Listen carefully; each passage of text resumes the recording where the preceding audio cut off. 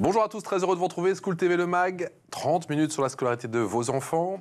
C'est assez exceptionnel aujourd'hui. Initiative locale et ou internationale, spatiale, avec Alix Nguyen. Salut Patrick. Je suis parti très haut là. Mais vous allez comprendre, le Mag qui part.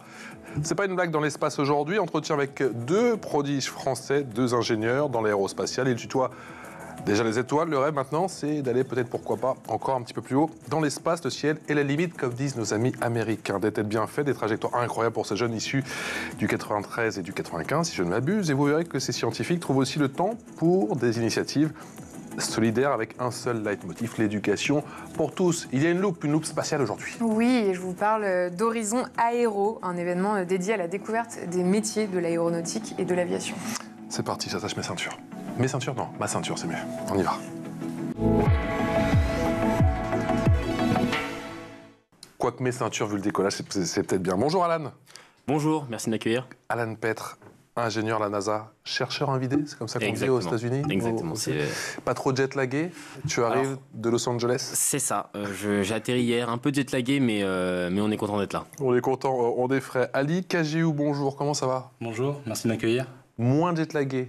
Exactement. On est à Neuilly-sur-Seine, à 2 stations de la Défense, d'où tu viens. Exactement. Comment ça s'est passé, les assises du New Space? Les assises du New Space, c'est un super événement. Cette année, c'est la saison 3. C'est un événement qui est organisé avec beaucoup d'entreprises issues du New Space et du Legacy Space. Alors, c'est quoi le New Space et le Legacy Space? Attention, ça va trop vite, là, attention. Chacun sa définition. À mon sens, le New Space, c'est ceux qui souhaitent faire les choses autrement, en partant de ce qui existe. On ne réinvente pas la roue. On prend ce qui existe de l'espace spatial européen, américain et autres. D'accord. Et on réinvente. Donc il y a le monde entier qui se retrouve à la Défense et ça parle, j'imagine, innovation spatiale. Exactement, innovation spatiale avec beaucoup de pépites françaises et des pépites aussi internationales. On a eu l'occasion d'avoir une personne de la NASA présente pour conférencer. D'accord, et nous on a une personne de la NASA ici, sur ce plateau. Quelle est la maxime qui guide ta vie? Qu'il faut oser, être audacieux, être ambitieux et ne pas se mettre de barrières. Ça fait combien de temps que tu as intégré la NASA? Je rappelle que tu as 24 ans. J'ai 24 ans, c'est ça. Alors en janvier... Désolé de te le rappeler, hein, 46, voilà, c'est plus à moi que ça fait mal. En janvier dernier. Ouais. Voilà, donc janvier 2024. Voilà, donc j'ai terminé mon cursus en novembre dernier, novembre 2023 du coup, et donc janvier 2024 pour Los Angeles. Cursus que tu as terminé aux États-Unis? En France. En France. Diplôme d'ingénieur français. D'accord, diplôme d'ingénieur français avec un passage à l'université de Floride, je crois. Pour un stage, exactement, pour valider mon diplôme d'ingénieur français. Parce qu'il y a combien de stages? Il faut faire combien de stages? Comment ça se passe un cursus pour ceux qui nous regardent, qui se disent mais attends, ils sont géniaux ces deux là et tout. Moi aussi j'ai envie de bosser dans l'espace. Alors aujourd'hui, un parcours d'ingénierie en France, il se fait beaucoup en... Donc il y a deux possibilités. La première en tant qu'étudiant, et donc on est du coup étudiant-ingénieur en école d'ingénieur. On a 2 ou 3 stages, donc soit chaque année, soit en première année, dernière année. D'accord. Ou soit on le fait en tant qu'étudiant apprenti, en alternance, c'est ce que moi j'ai fait. Et donc là, du coup, on signe un contrat avec une entreprise, moi dans mon secteur du coup aérospatial, que ce soit Airbus, Safran, Ariane, voilà, peu importe. Toi c'était Ariane, c'est ça? Moi c'était Ariane Group au Muro, exactement. Et donc on signe un contrat pour 3 ans, donc qui est la longueur de l'école d'ingénieur, et on a un seul stage, qui est un stage à l'étranger, pour valider du coup le diplôme d'ingénieur. D'accord. Et donc on envoie son CV et on y va, j'imagine, au culot. On tente les universités en France et pourquoi pas aux États-Unis? C'est ça. Alors ça dépend. La plupart du temps, l'entreprise dans laquelle on est en alternance, ils ont des filiales à l'étranger ou s'ils ont des sites à l'étranger, ils nous proposent d'aller directement. Donc ça nous évite de trouver un stage nous-mêmes. Mais moi, en l'occurrence, je voulais aller loin, voir autre chose et je voulais faire de l'astrophysique. C'est pour ça que j'ai tenté. On est content de t'avoir attrapé avant que tu partes dans l'espace. On a compris que ça va très très vite aussi. Ça va très vite. Ali Kajiou, pardon, j'oublie lui, lauréat prodige de la République. Exactement. C'est quoi prodige de la République? Non, mais c'est pas mal quand même. C'est un titre. C'est un titre qui représente en fait l'engagement associatif qu'on a sur le territoire. Alors moi, je suis issu d'une ville qui s'appelle Goussainville, dans le 95. 95, ouais. On essaie d'aider les jeunes du Val d'Oise par plusieurs initiatives. Et en fait, c'est mon parcours qui a fait que je me suis retrouvé là-dedans. Mon parcours qui a commencé dans la santé? Exactement. J'ai commencé par... Je me suis renseigné, monsieur. Excellent, bravo. Je te vois faire comme ça, mais il est au courant. Oui, attends. J'ai commencé par 2 années de PACES. Donc moi, mon but initialement, c'était de devenir pédiatre. C'est raté. Mais c'est pas grave. C'est raté dans un sens. Et si on prend la culture américaine, pour moi, ça ça a été un tremplin pour voir autre chose. Pendant ce temps de PACES, j'ai beaucoup appris sur ma méthode de travail, ce que je pouvais faire, ce que je ne pouvais pas faire, surtout. Qu'est-ce que tu pouvais pas faire? Typiquement, je ne pouvais pas dormir moins de 4 heures, c'était pas possible. Je me suis retrouvé malade. Et donc, la façon de travailler en médecine est très différente de la façon de travailler comme un ingénieur. Et je me suis rendu compte après mon bac S que la médecine n'était peut-être pas fait pour moi, apprendre par cœur. J'ai plutôt un esprit logique, j'ai besoin de comprendre les choses. Ouais. Et c'est ce que j'ai essayé de faire. Donc j'ai essayé de faire 2 années de médecine, c'est pas passé. Et entre mon premier concours de médecine et le deuxième, j'ai décidé de travailler en me disant que c'était peine perdue et il fallait faire autre chose pour enclencher la machine.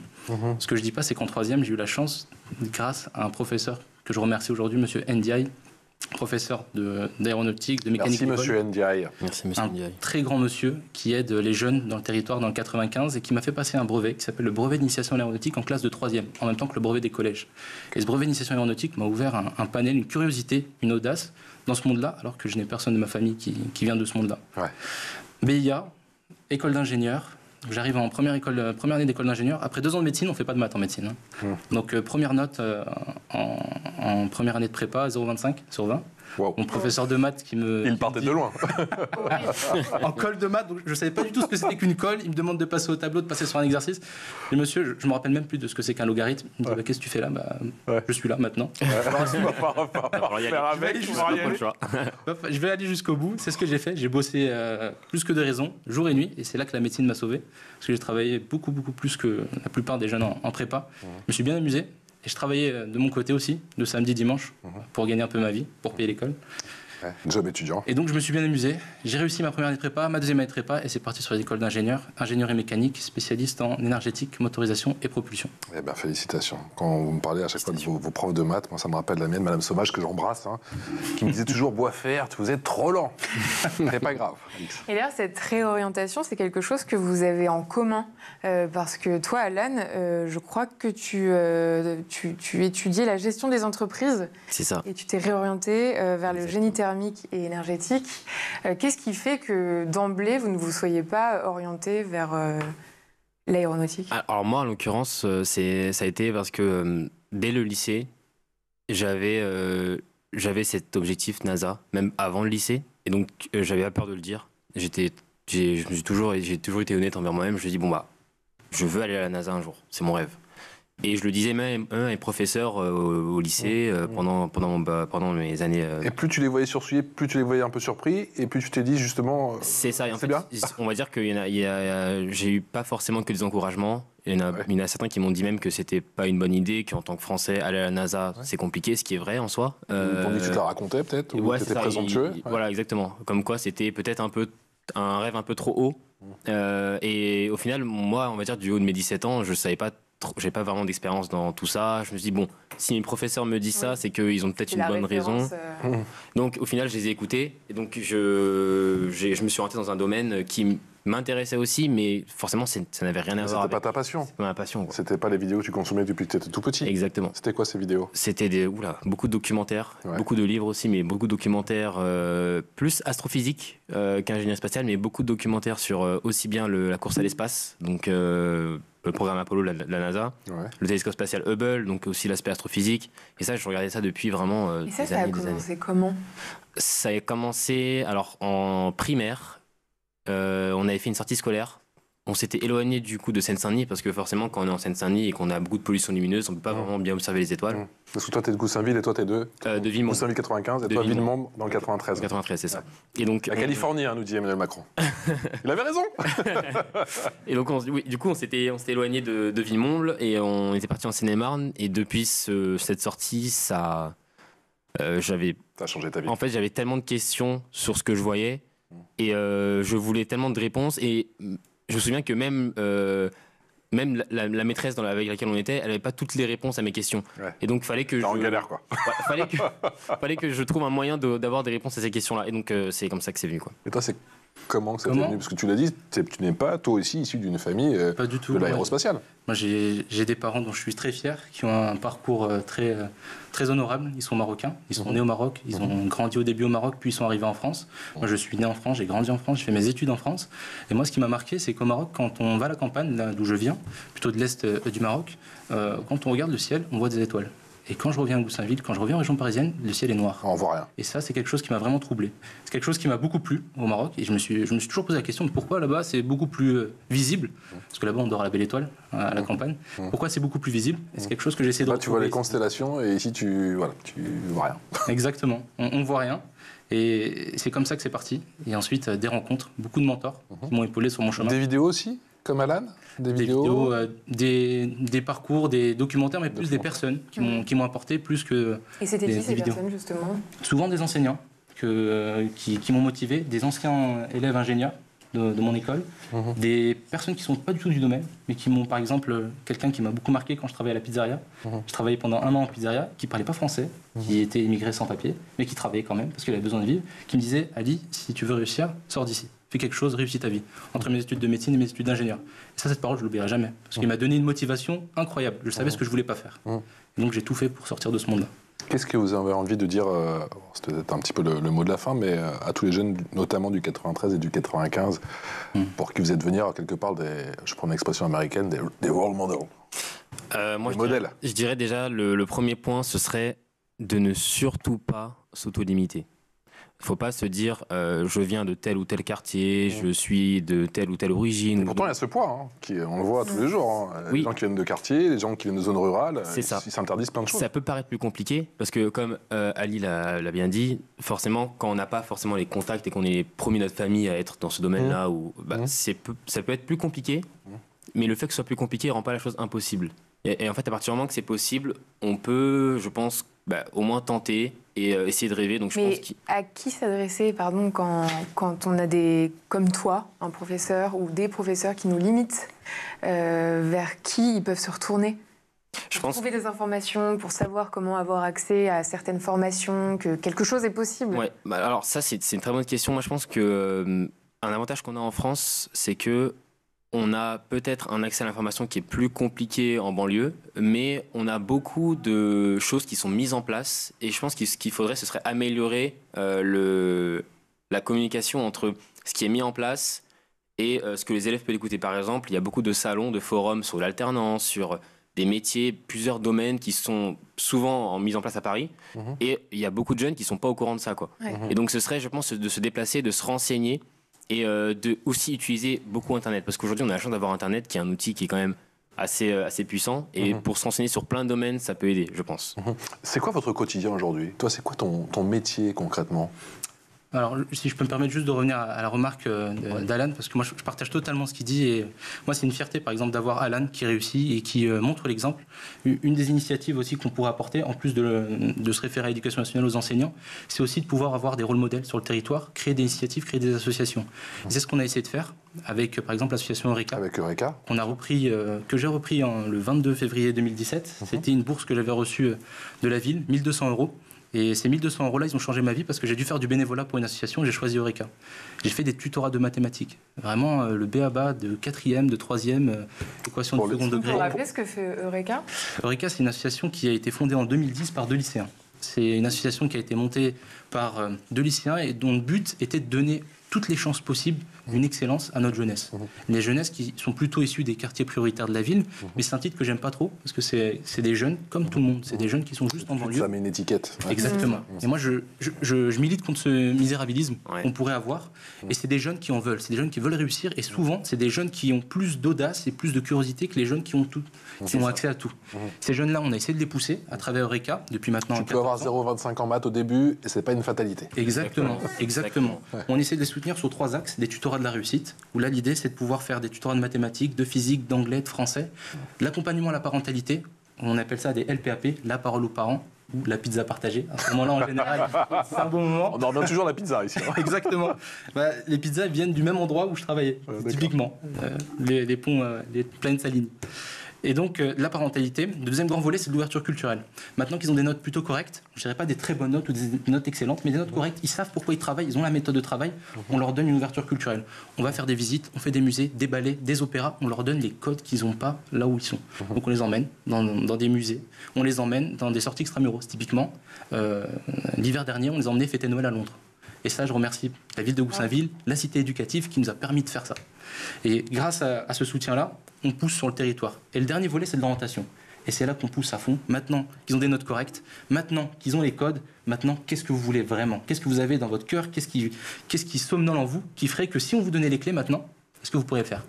Donc on leur donne les clés et on fait des forums d'orientation qu'on appelle orientation. C'est des forums des métiers qu'on organise dans des collèges, dans des lycées, dans des gymnases locaux, où là on invite une soixantaine à une centaine de professionnels pour venir pitcher. C'est des gens qui... Il y a tous les métiers? Exactement, il y a de tout. Ça va de la communication, du droit, de la médecine, de l'ingénierie, et des métiers qui ont vraiment rien à voir avec ce qu'on fait tous les jours, mais vraiment des rôles modèles sur le territoire qui viennent transmettre la bonne parole ou transmettre ce qu'ils ont vécu, ce que ne veulent pas que les jeunes vivent. Donc on fait des forums de métiers, on fait des visites de grandes écoles. Typiquement, on fait des visites dans les écoles de médecine, de journalisme, de médecine, de Centrale Supélec, par exemple, qu'on est en train d'organiser, Polytechnique aussi, qu'on est en train d'organiser, avec des jeunes du territoire. Et enfin, on fait des visites d'entreprise. Maintenant qu'ils ont les notes, les codes, l'orientation, on va toquer à la porte d'entreprise. Voilà, vous avez des jeunes modèles qui veulent réussir, qui sont motivés. On en a sélectionné quelques-uns, c'est des pépites, des talents. Ouais. Prenez-les. Et vous les aidez à trouver des stages aussi? Ah oui. Parce que c'est une vraie problématique, les stages. C'est vrai que, ouais. On fait des ateliers, des CV, des ateliers CV, lettres de motivation, et on leur montre des exemples aussi. On leur dit, regardez, comment il a fait pour atteindre la NASA? Qu'est-ce qu'il lui a fallu pour atteindre la NASA? Il a provoqué sa chance. Il a provoqué sa chance, exactement. C'est bien de le rappeler. Provoquer son destin. En fait, c'est ça, c'est que c'est quand on n'a pas forcément de contact ou quand ça peut paraître plus compliqué de trouver d'avoir telle ou telle expérience. Je pense qu'il faut avoir de l'audace. Et au fait, aujourd'hui, on ne se rend pas forcément compte, mais c'est très puissant d'être audacieux. Parce que souvent, par exemple, des recruteurs, ils peuvent être... ils disent, ah oui, donc cette personne-là, elle est vraiment motivée. Voilà, parce que c'est une personne qui vient d'elle-même aller postuler ou qui vient d'elle-même dire, voilà, je suis intéressé pour telle ou telle raison. Et du coup, forcément... Tu viens pas de la part d'un tel, tu viens pas... Non, voilà, c'est ça. Tu poses ta lettre, je veux bosser chez vous, j'ai les compétences. Exactement, c'est toi et toi-même. Et je pense que ça peut faire une différence parfois. Et moi, je pense que c'est ce qui a fait aussi une des différences. Parce que voilà, j'y suis allé, c'est à 10 000 km d'ici, donc j'ai juste essayé de contacter quelqu'un par mon audace et ça a marché, quoi. Cette mentalité à l'américaine, au final, on la retrouve un petit peu chez Eureka, non? Avec le champ des possibles qui est ouvert, non? On la retrouve, c'est le mindset. On provoque sa chance. Et je donne un dernier exemple, c'est Kerry James qui est venu faire on a la photo. Un concert, un super concert à Goussainville, où il est venu chanter a cappella pour des jeunes du territoire. On a emmené une trentaine de jeunes. Et le bonheur chez Kerry James, c'est qu'il reverse, grâce à son association ACES, une partie de la somme de l'argent gagné à des jeunes méritants sur le territoire. J'ai candidaté mercredi à 23h56, quelque chose comme ça. Le concert était vendredi à 19h. Je reçois un appel de sa part vendredi à 11h en me disant, Ali, je dis oui, bonjour, c'est qui? C'est Kerry James. Ah bon? Kerry James? C'est pas possible. Banlieusard, jeune et fier de l'être, c'est ça? Ouais, c'est grave. Et donc, il me dit, t'es sélectionné. Vous serez 3, 4. Quand on entend la voix, tu dis, ouais, c'est pas une blague, c'est pas un canular. C'est vraiment pas deux voix comme lui. Ouais. C'est vraiment lui, je crois. Ouais. Banlieusard est fier de l'être dans son mindset, dans ses valeurs. On avait 30 jeunes du territoire en concert avec Kerry James, qui me remet un prix pour financer ma 5e année d'ingénieur, 1500 €. Et ces 1500 € là, j'en ai fait un post LinkedIn. Et ce que j'ai eu le bonheur de faire derrière, c'est de mettre un petit commentaire. Au passage, cherche un stage dans l'aérospatial. Est-ce que quelqu'un peut m'aider? Et lundi qui suit, je reçois un message par mail. Bonjour, j'ai vu votre post sur LinkedIn. Est-ce que vous êtes toujours intéressé? Et c'est comme ça que c'est parti chez Ariane Group au Muro. Comment on développe son mental? Parce que vous avez un mental... J'ai le sentiment que vous avez quand même un mental à toute épreuve. Ouais. Et effectivement, aujourd'hui, vous avez réussi, mais peut-être que le plus dur commence. Entre autres, oui. Mais moi, je pense si on parle en termes d'études de parcours, moi, c'est ce qui a vraiment, je pense, développé ça, c'est ma passion. En fait, quand on est passionné, je pense que quand on a un objectif clair, qu'on est passionné par ce qu'on fait, en fait, il y a des difficultés qui sont là, mais on les appréhende d'une manière différente. On cherche des solutions plutôt que... On cherche des solutions et on se dit, on va y arriver. C'est une carotte permanente, quoi. Ouais, en fait, on se dit, bon, c'est un obstacle, ok, mais au moins, je vais apprendre de ça et je vais y arriver. Et donc, c'est ça, en fait, c'est aussi, quand on est passionné, on part moins défaitiste, je pense. Et on se dit, bon, bah, j'ai un objectif, j'y vais. Et au moment de ton orientation, tu parlais de l'obstacle qui était, par exemple, ce professeur qui t'a dit, mais non, Alan, c'est pas possible. Est-ce qu'à partir du moment où tu t'es réorienté, il y a eu d'autres obstacles majeurs que tu as dû surmonter? Oui. Alors, du coup, mes parents, ils n'avaient pas forcément les moyens de m'aider pour trouver un logement, pas forcément d'avoir un logement là où il y avait mon IUT. Donc, j'étais à entre 2h et 2h30 en train de mon IUT. Ça faisait 4 heures par jour de transport, plus Le samedi et dimanche, je travaillais les week-ends. Mais ça, c'était 2 heures le matin, plus 2 heures le soir. Hein, donc, et le samedi dimanche, je travaillais du coup pour financer, donc ne serait-ce que payer à manger le midi, ma Navigo, ma voiture, mon permis, etc. Toi aussi, c'était pizzeria ou pas? Non, moi, c'était vendeur. Vendeur à la Vallée Village. Okay. On les embrasse. Et du coup, oui, c'était 7 jours sur 7, c'était compliqué pendant plus de 2 ans. Donc je dirais, c'était le plus gros obstacle après ma réorientation. Ouais. Mais en fait, vu que j'ai commencé par un domaine qui me plaisait pas en fait, je savais ce que ça faisait dans un domaine qui me plaît pas.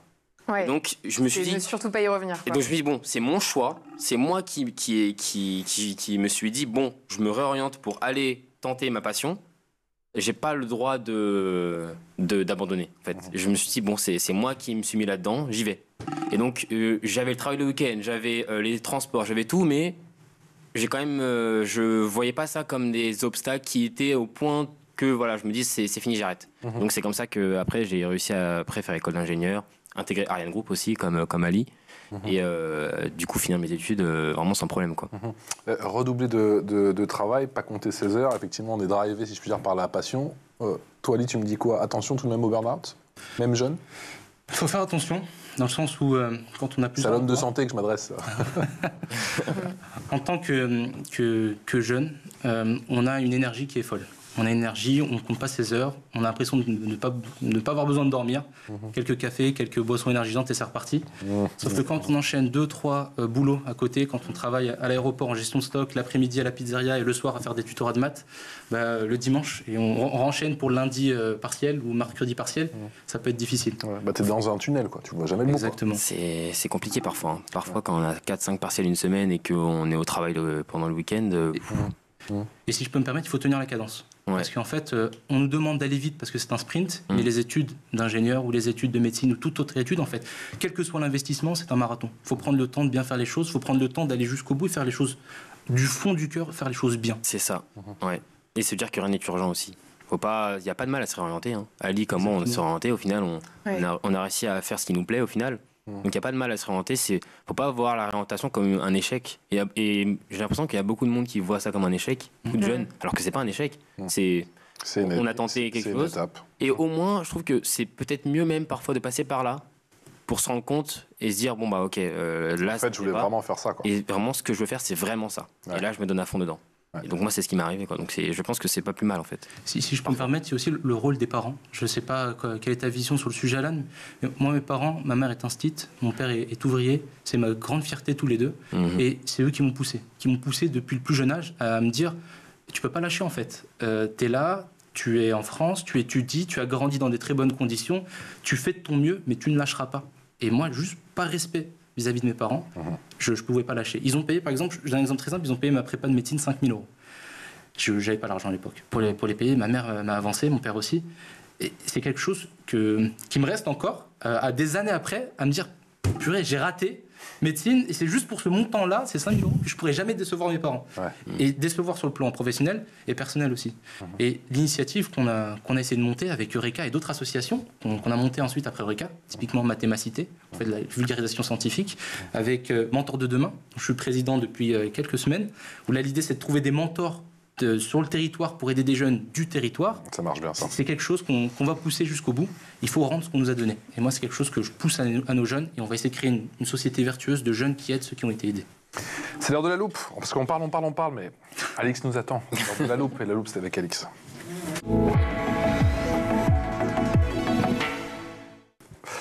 Je mets du temps à trouver ma feuille, je suis désolé. Oui, mais c'est la dernière émission, je prends mon temps, ma chère Alix. Tu nous parles d'Horizon Aéro, un événement dédié à la découverte des métiers, de l'aéronautique et de l'aviation. Je m'étouffe, tout va bien. Tout à fait. Cet événement est organisé par la Fédération Léo Lagrange avec le soutien de Boeing France. En 2023, près de 270 adolescents et jeunes ont participé à ces journées. Elles ont eu lieu à Dijon, Paris et Marseille.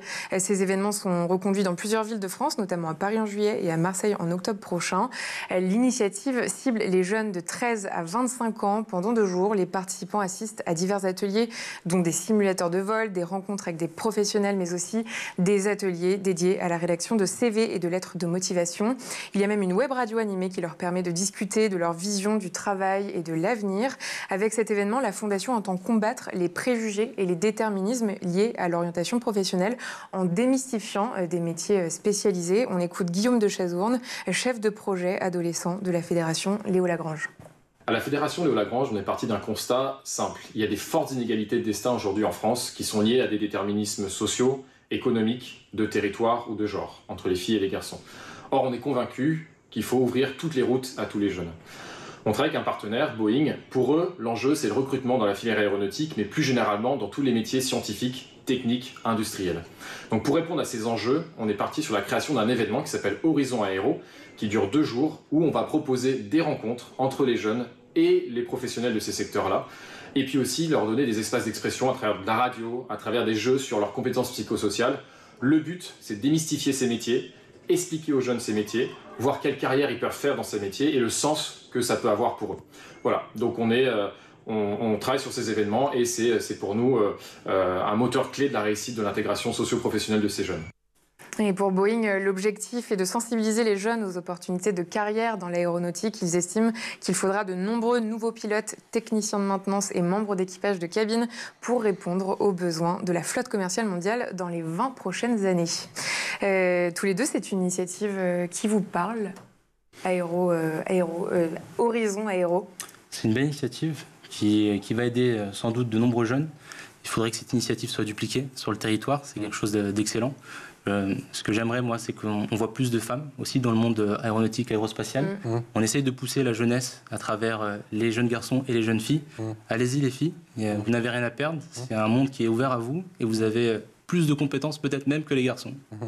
Et vous dites quoi, justement, les jeunes femmes, les filles? Est-ce qu'il y a des questions récurrentes qui reviennent? On fait souvent des émissions où on se dit que c'est vrai que dans le monde scientifique, ça manque de femmes, en tout cas dans certains métiers. Surtout dans le domaine aérospatial. Par exemple, à l'école d'ingé, j'imagine que... 15% de filles environ. Ouais. 15% de filles, en tout cas dans mon école, c'est les mêmes côtés à 15-20%. 15-20%, donc c'est vrai que bon... Alors on nous dit oui, c'est en progression, mais... Ouais, ça dépend, je pense que ça dépend, il y a des tendances, mais bon, le but c'est vraiment qu'il y ait le plus de filles. Mais en tout cas, je pense que c'est un très bon élan. Et c'est vrai que le domaine aéronautique va être en plein essor, je pense, dans les prochaines années encore plus. Post-Covid, déjà, on a eu un boom énorme. Et donc, ça va continuer, je pense, jusqu'au moins 2030, 2035 peut-être. Donc, non, c'est un bel élan. C'est une ouverture de métiers aussi, de nouveaux métiers qui s'ouvrent dans le domaine. Alors ça, j'allais dire, c'est quoi les nouveaux métiers qui s'ouvrent dans le domaine? Alors, il y en a plein, je sais. Il y en a plein. Il y a beaucoup de domaines liés à l'environnement. D'accord. Beaucoup de domaines. Nous, en plus, en l'occurrence, je ne sais pas si tu travailles en propulsion, Ali. Alors, c'est quoi la propulsion? Allez, je t'ai piqué ta question. Alors, la propulsion, c'est donc c'est un domaine de l'énergétique qui consiste à designer, concevoir des moteurs. Donc, quand on dit les moteurs, ça peut être des moteurs aéronautiques, mais aussi des moteurs spatiaux. Donc, les optimiser, les designer et aussi gérer les rendements des différents moteurs pour qu'ils puissent avec le moins d'énergie possible, fournir la meilleure puissance, quoi. Maximum de puissance, ouais. Si je peux me permettre, on a des moteurs satellites, on a des moteurs fusées. La grande fierté, c'est les moteurs fusées développés sur le site d'ArianeGroup à Vernon. À Vernon. Et aujourd'hui, les moteurs LOX-méthane, donc oxygène liquide et méthane liquide, qui seront Prometheus, exactement, qui seront biosourcés en Guyane directement. Et ça, c'est dans une des grandes valeurs de MySpace. On essaye de pousser ces initiatives liées au développement durable spatial. MySpace, c'est une filiale. Attends, moi je suis resté à MySpace à l'époque, hein, attention. MySpace. Compte de Patrice. Imiter ses petites musiques. C'est ça. Il y a 30 ans. C'est une filiale d'ArianeGroup qui a été créée, une spin-off d'ArianeGroup qui a été créée pour développer des briques technologiques de la réutilisation. L'idée, c'est de pouvoir faire en sorte que sur Terre, on vive mieux et qu'on fasse revenir les lanceurs sur Terre. Et toi, tu pars en Guyane bientôt? C'est ça, je pars en Guyane bientôt. Du coup, donc j'ai eu la chance d'être invité par le CNES, l'agence spatiale française, pour le lancement d'Ariane 6. Bravo. Merci beaucoup. Début juillet. Donc je réalise pas, ça va être énorme. Est-ce que tu es encore dans un mode rêve ou ça y est, maintenant tu t'accommodes du fait que... Non, je suis encore dans un rêve. Hein. Je suis dans un rêve aussi bien à Los Angeles que là en Guyane quand je vais voir le lanceur décoller. Ça va être. Et d'ailleurs, tu figures dans le classement 30 Under 30 de Forbes. De Forbes, oui. C'est énorme. C'est énorme. Je suis très content. Enfin, c'est vrai que Forbes c'est quand même mondial, donc. C'est une reconnaissance en plus qui me motive encore plus. Et je me dis, bon, bah, allez, j'ai la chance de vivre de ma passion aujourd'hui. Donc, allez, je fonce. Et bah, c'est franchement, ouais, non, je réalise pas ça aussi. C'est super. Ça fait longtemps que j'entends parler de ce classement-là. Et de voir que je suis dedans aujourd'hui, c'est vrai que c'est un sentiment particulier. Ouais. Et toi, tu tutoies les classements aussi, prodige de la République? Avec joie. Donc j'ai eu le plaisir de recevoir ce prix à l'époque de la crise Covid. L'idée avait été au 19 mars 2020, il me semble, à la fermeture des écoles. Juste ça. Tous les tutorats qui avaient été mis en place chez Eureka en présentiel, on les a mis en distanciel. Et donc on a prêté du matériel informatique très personnel, de nos deniers, des tablettes, des téléphones malheureusement, des ordinateurs, pour pouvoir faire des tutorats. Et on a eu la chance d'avoir des téléphones aussi.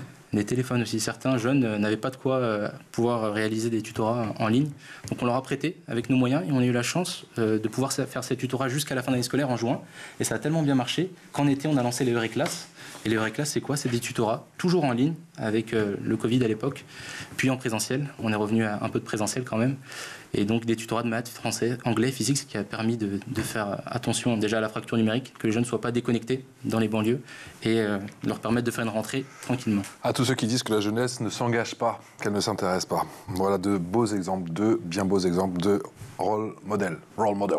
Comme on dit, this is America. Sky's the limit, baby. Alan, un grand merci. Merci à vous. On te souhaite bon vent, bon vol. Merci beaucoup. Et toi aussi, Ali. Bon vent, bon vol. Merci beaucoup. À la Défense et peut-être bientôt à Kourou. Je l'espère. On va créer une collection tous les deux là. Hein, je sens, c'est magnifique. Merci infiniment à tous les deux d'être venus nous inspirer. Et nul doute, ça inspirera beaucoup de jeunes. Et moins jeunes, pourquoi pas. Alix, on se retrouve demain? Non. Mais non, c'était la dernière, mais je voulais encore. On se retrouve à la rentrée. Je me vois encore demain avec toi et tout, mais c'est pas grave et tout. On va faire un petit tour dans l'espace avec nos copains. Excellent été.